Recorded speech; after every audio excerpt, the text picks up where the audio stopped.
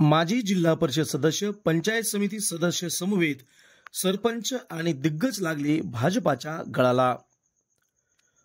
महाराष्ट्र राज्याचे माजी मुख्यमंत्री तथा विद्यमान राज्यसभा सदस्य भाजपा नेते खासदार अशोकराव चव्हाण यांचं नेतृत्व मान्य करत काँग्रेस बळीरामपूर जिल्हा परिषदेचे सन्माननीय माजी सदस्य गंगाप्रसाद काकडे, वाजेगाव काँग्रेस माजी जिल्हा परिषद सदस्य मनोहर पाटील शिंदे, त्यासोबतच बाबुळगावचे सरपंच पुंडलिक पाटील मस्के, गोपाळचावडी तालुका नांदेड येथील सरपंच साहेबराव पाटील सेलुकर, तर धनेगाव येथील सरपंच आणि कृषी उत्पन्न बाजार समितीचे संचालक पिंटू पाटील शिंदे, युवा नेते सतीश पाटील बसवदे, त्यासोबतच राष्ट्रवादी शरदचंद्र पवार गटाचे नेते गंगाधर पाटील कवाळे यांनी यासोबतच इतरही दिग्गज इतर पक्षांमधील पदाधिकारी, काँग्रेस कार्यकर्ते, माजी सरपंच, ग्रामपंचायत सदस्य यांनी भाजपामध्ये दिनांक 15 जानेवारी रोजी नांदेड इथं एका विशेष कार्यक्रमात भाजपात जाहीर प्रवेश केला आहे।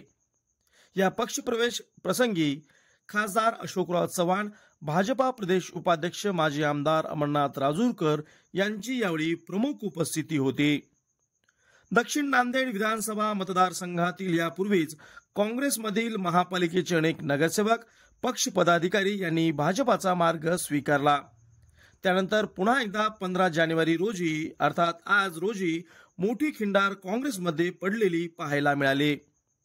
काँग्रेसचे माजी आमदार मोहनअण्णा हंबर्डे हे राष्ट्रवादी काँग्रेस पार्टी अजित पवार गटात प्रवेश करतील अशी चर्चा अनेक दिवसांपासून होत आहे। माजी आमदार हंबर्डे हे कुणाकुणाला घेत काँग्रेसचा राजीनामा देत राष्ट्रवादीत घेऊन जातील हे पाहावं लागेल, का काँग्रेसमध्येच राहतील हे त्या दिवसात आपल्याला समजणार आहे। परंतु आजघडीला दक्षिण नांदेडात महाविकास आघाडीला घरघर लागली असंच म्हणावं लागेल।